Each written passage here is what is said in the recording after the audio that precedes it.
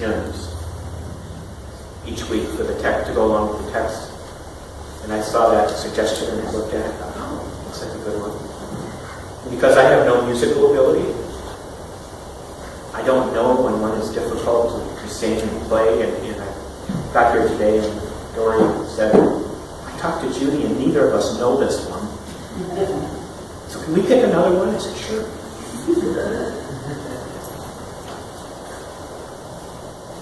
It's the hazards of picking out songs that you can't really understand the music. I think I mentioned before, when I talked about TV, I think I mentioned that I am a big fan of the series The Walking Dead, along with Andrew. And in case you're not familiar with it, The Walking Dead is a post-apocalyptic drama that follows a group of survivors some months after a plague has broken out. And it's a plague that causes dead people to come back to life as zombie-like creatures. Andrew got me hooked on it a couple of years ago. Now we're watching a new spin-off series called Fear the Walking Dead, and this one is set in the suburbs of Los Angeles instead of Atlanta, which would be scary enough. But this series starts at the very beginning of the plague, before anybody really knows what's happening. So we get to see the whole thing kind of develop in it. And so far, at least, this series has been a lot more about the way civilization unravels than it has been about the plague itself. It's been about the way that civilization unravels with horrifying speed and gut-wrenching results. It's about what happens when people are afraid, when they don't understand what's happening around them, when they know that there's something wrong, something horribly, desperately wrong. They can't quite put their finger on what the problem is yet. They don't know what to do about it. So it's been a very interesting show so far. And if you want to get deep, I think these stories, these shows are a metaphor for our own feelings of helplessness. Because in an age where things should be so easy, they're not.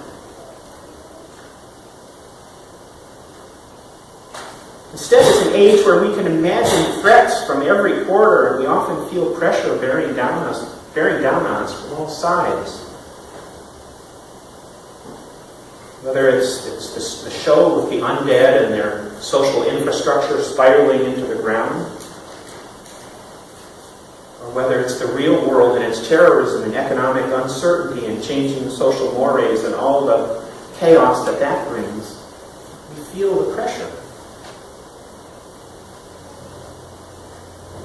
And when we watch a show like Walking Dead or Fear the Walking Dead, as horrifying as those creatures are, there's something refreshingly simple and satisfying about being able to deal with your problems with sudden purposeful violence instead of what we have now, which is suffering silently.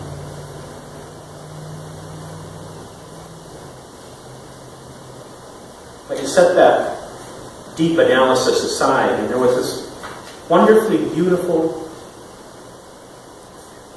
thought out moment in last week's show. Trust me, this is relevant. Remember the situation I talked about. There are riots breaking out all over the city. There's these people coming back to life, attacking other people. There's chaos and death and destruction of a kind that none of these people had ever experienced before. And one of the families that we see, the kind of the viewpoint family so far for the series, they have seen glimpses of it here and there. And they know that things are coming apart, and they decide that they have to flee the city in order to get away from the chaos. That's the only thing they can do, is get away. They can't fight it. They have to run. Now this morning, after they've made the decision, when they're getting ready to leave their comfortable suburban home, they've got the truck all packed. And they're gripped in fear, and they're shaken to the poor, that are running for their lives at this moment. They're just about to leave. You see the father and the family rolling out this big blue garbage bin to the curb because it's garbage pickup day. And he looks to the next neighbor and he's rolling out his garbage bin too. And you can look in the background and see smoke coming up from the city and they're bringing out their garbage. Fear can make us do funny, illogical things. And maybe that's kind of a survival mechanism for us. Maybe that's what happens when we're under enormous killing pressure and we're getting ready to crack and then there's a circuit breaker in our brain that goes pop. And we do something goofy in response. But whatever caused it in this moment in this show, that was such an authentic moment to see these two men on the verge of an apocalypse with society coming down around them, wheeling out their blue garbage bins to the curb. Like a silent prayer that if they did something normal, maybe things would become normal again. And I thought about that this week when I was reading the scriptures. Because I think it's something that the disciples in today's gospel lesson would have appreciated. Because let's set the scene. You know, as always, we get this little snippet of a chapter. We don't really know what's happened before necessarily. Starting in last week's lesson, Jesus' teachings were starting to get kind of dark. He was starting to teach about what was going to happen to him at the hands of the authorities, that he would be arrested and tried and beaten and crucified. And he would die on the cross like a slave or a rebel.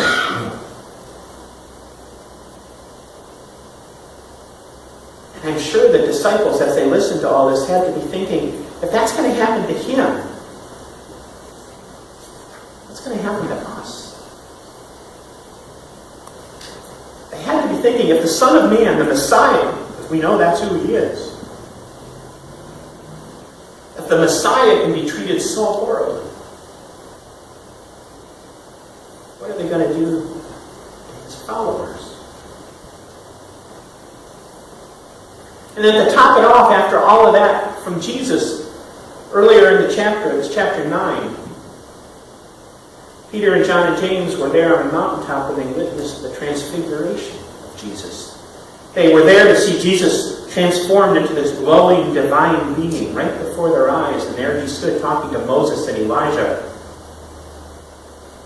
And their brains, which were already overloaded by the doom and the gloom, probably just silently blew up in their skulls as they tried to take it all in. So you had all this momentous stuff going on around them. Their social world was trembling at its very foundation as they walked through Galilee and they walked to Capernaum. With all of this going on, what did they do? What did they talk about with each other? Out of all the questions that they might have had, it seems that the question that they really had, the question they really cared about, the question they discussed as they walked, the question they wanted to ask Jesus was, Jesus, who's your favorite disciple? Jesus, which one of us do you love the most? Forget all that stuff about your death and all of that, because this is what's important, Jesus. This is about us.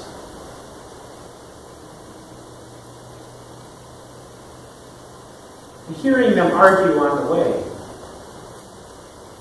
I suppose that Jesus might have wondered, do I have the right guys? Maybe not. Maybe Jesus didn't wonder because he was human himself and he knew as well as anybody that fear can be a great motivator. It can also be a killer. Because fear can paralyze you. It can paralyze you physically and freeze you in your place, or it can paralyze your thinking. It can keep you from from finding solutions. It can keep you from knowing what you need to do. Maybe we've all experienced that at some point in our lives. Sometimes maybe at work or in our home life, our family life, maybe even at church.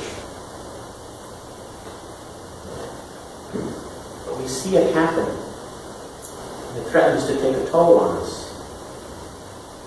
And when those moments come, when those times when we are afraid come into our lives, we have to decide, are we going to let that fear own us? Because it is a decision. If you look at our country,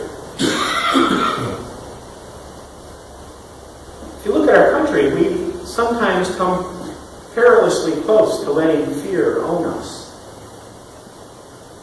We come close because of all of the problems we have, and we do have our share of problems, of course. All too often, what do we do? What does the fear drive us to do? It drives us to scapegoat. We pick out some group, we pick out any group, and we say, it's all their fault. It's the rich. It's the poor. It's the illegal immigrants. It's the right wing. It's the politicians. It's the businessmen. It's the liberals. It's the conservatives. And it goes on, and we pick out groups to say it's all their fault. And you can listen to all of the noise that's happening now and all the noise that's going to happen until November 2016. And I would bet you if we weren't good Methodists anyway. I would bet you that there's one thing in all that noise you're not going to hear, and that's somebody standing up and saying, it's our fault. Nobody's going to stand up and say, it's our fault, so let's talk about fixing what we did. Because we'd rather point fingers than find solutions. We'd rather react out of fear and anger than out of genuine caring and compassion. And don't you know that same idea can be applied across the board to a lot of problems and a lot of issues that we face. So Jesus heard his disciples' argument. And he answered the question that they didn't dare ask him. And the answer was simple. Jesus said, wake up! You're forgetting the big picture. You're forgetting what this is all about. You've lost sight of what I've been teaching. You're worrying about who's going to be first, but the first is going to be last, and the last is going to be first. In my head, as he said that, I heard him say, little grasshopper, at the end. Sounds very Zen-like. But the point is, what Jesus was saying is, it's not about who's the best, it's not about who's the brightest or the strongest, it's about who does the work of Jesus Christ in this world. It's about who is willing to humble themselves and to set aside ego and self-love and instead embrace your neighbors as though you really do, honest to goodness, love them. No matter how unlovable they may be.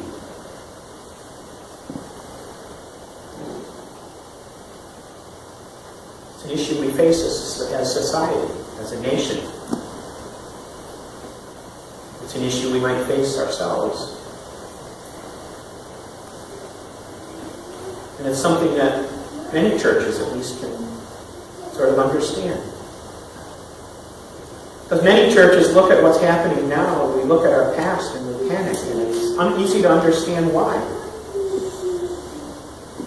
Because we're in the midst of change, and it's hard not to look at change sometimes and be afraid.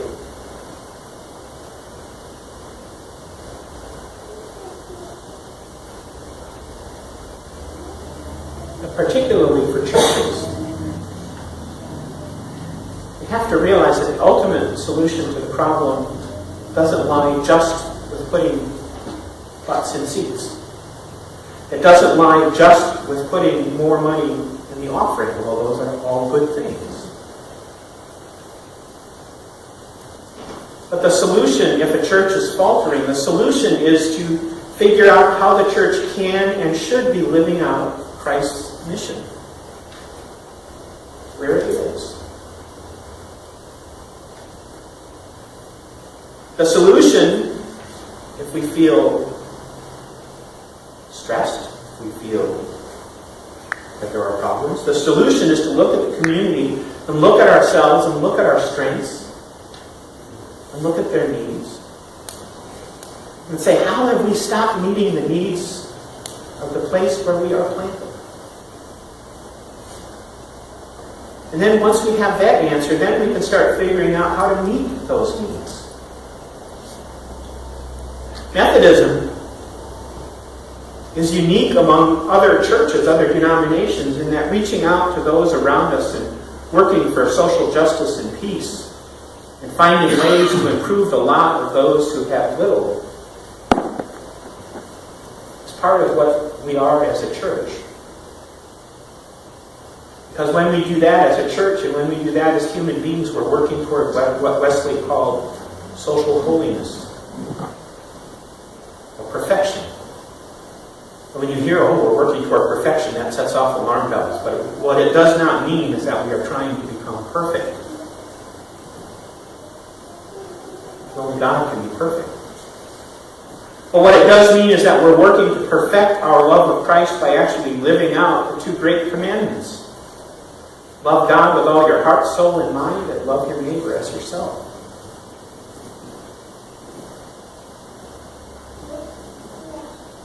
As people, and as a church, those are the things that we work toward. And the questions we have to answer is, what does that mean to us right now? How do we do that?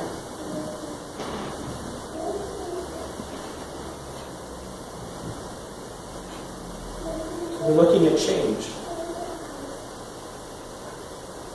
Is it a time for fear, or is it a time to have faith? Is it a time to simply look back and say, we had it good? Now we don't. Or is it a time to look back at the past and say, what were we doing then that isn't meeting the needs now? What can we do now that will have meaning and relevance in the community around us?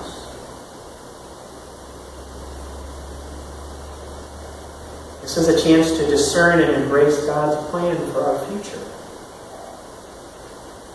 If we can get past the fear.